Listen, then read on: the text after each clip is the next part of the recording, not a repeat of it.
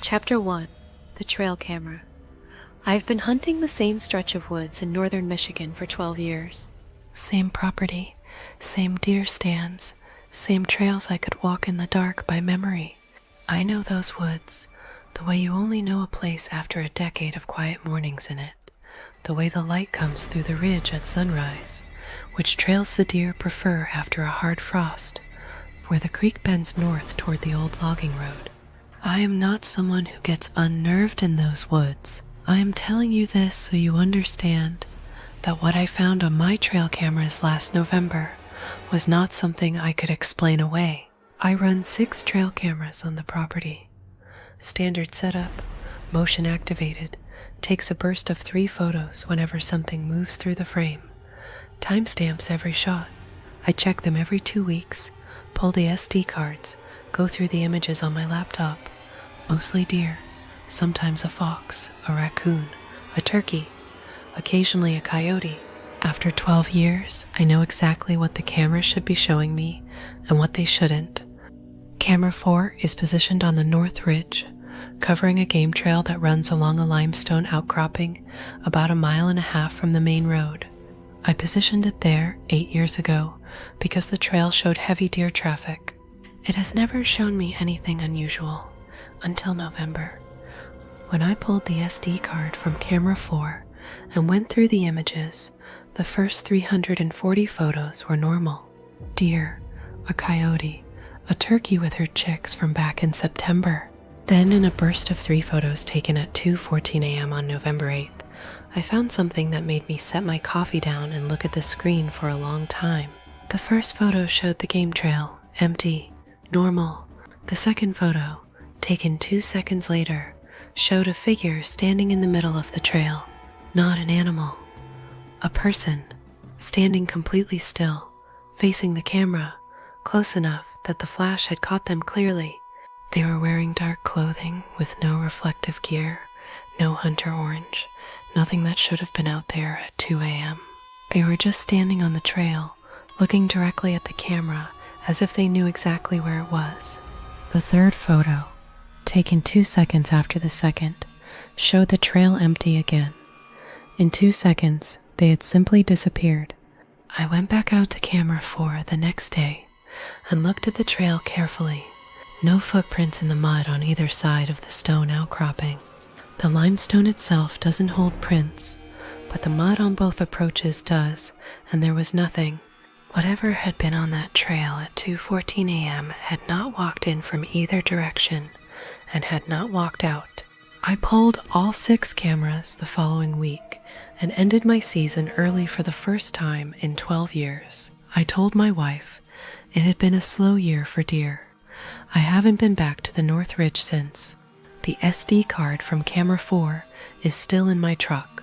I haven't deleted the photos. I haven't shown them to anyone. I don't know what I would say. Chapter 2. The Island.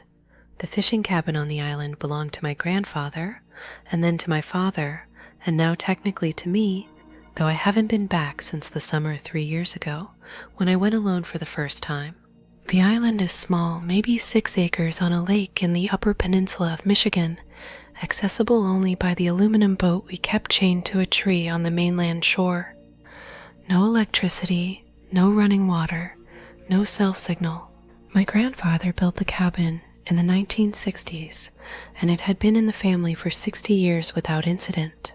I went alone the last weekend of July, planning to spend 4 days fishing and reading and not talking to anyone. The first 2 days were exactly what I needed. I caught walleye in the mornings, read in the afternoons, built a fire at night. The island felt exactly as it always had, quiet, removed from everything, the lake surrounding it on all sides like a border between the normal world and someplace older. The third night I woke up at some point, after midnight, to the sound of the boat knocking against the dock, normal enough in wind. But when I lay there listening, I realized there was no wind. The night was completely still, the kind of still that only happens far from roads and other people. The boat was knocking against the dock in still water, rhythmically, evenly spaced, like something was rocking it, deliberately. I lay still for a long time, listening to it. Then it stopped. Then, after about a minute of silence, I heard footsteps on the dock, slow, deliberate, walking from the boat toward the cabin. I knew the sound of that dock. Old wood, specific creaks at specific boards that I had walked 1,000 times. The footsteps were real. Someone was walking from the boat to the cabin. I had brought my grandfather's rifle. I got it and went to the window. The dock was empty. The boat was tied exactly as I had left it. The lake around the island was flat and still in the moonlight, no other boats visible in any direction. I spent the rest of that night sitting in the chair with the rifle across my lap. At first light, I checked the dock carefully. No wet footprints, no sign of anyone having been there. I checked the boat. The chain lock was still in place, exactly as I had left it. Whatever had walked from the boat to my cabin had not come by water. I left that morning, 4-hour drive back to the city. I called my father when I got home and told him what happened. He was quiet for a moment. Then he said that my grandfather had told him something similar, once near the end of his life, that there were nights on the island when something walked the dock. He said his father had always treated it as the island's business, not his, and had never let it stop him going back. I haven't been back. I keep meaning to sell my share of the cabin, but I haven't done that either. Some part of me can't quite close the door on it. Chapter 3. The Search Party. My brother-in-law volunteered with a search and rescue team in a rural county in the Pacific Northwest for several years before he stopped. He never talked about why he stopped until last Thanksgiving, when my sister had gone to bed early, and he and I were left at the kitchen table with the last of a bottle of wine and the particular quiet of a house after a holiday. He told me about the last search he went on.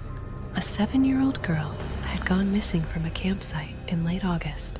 Family camping trip. She had wandered away from the site in the early evening. By the time the family realized she was gone, it was dusk. They called 911 immediately.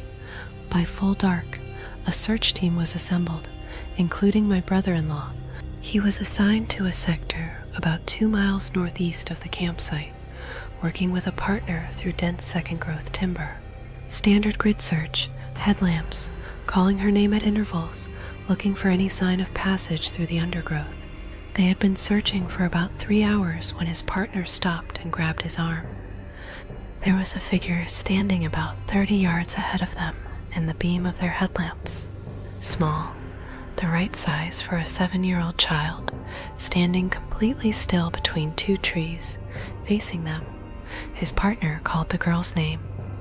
The figure didn't respond. They moved toward it, both calling her name, the way you approach a lost and frightened child, slowly, calmly, not wanting to startle her into running. At about 15 yards, the figure turned and walked into the trees, moving away from them. They followed, still calling her name, but it moved faster than they did through the undergrowth, and within a minute they had lost sight of it entirely. They searched that area thoroughly for the next 2 hours and found nothing. No child, no tracks, no broken branches where something had passed through. The girl was found the next morning, 2 miles in the opposite direction from where they had been searching, cold and frightened, but unharmed. She had no memory of the night at all. She said she had simply sat down under a tree and gone to sleep, and the next thing she knew it was morning. My brother-in-law filed his search report accurately, including what he and his partner had seen. He said the team coordinator listened, wrote it down, and didn't comment. He said later he had looked into the reports from that search and found that 2 other pairs of searchers had logged similar observations that night. A small figure moving away from them in the trees too fast, in the wrong direction. None of them had followed up on it. He quit the team about 4 months later. He told me he had enjoyed the work and had believed in it, and that he still does. But he said there was something about knowing what was out there in those woods at night, moving through the dark in the shape of a child, that made it hard to go back. He finished his wine. My sister came downstairs for a glass of water. We talked about other things, but I've thought about it a lot since then, about the search reports, about the 2 other teams who saw the same thing, about whatever was moving through those woods that night in the shape of a lost little girl.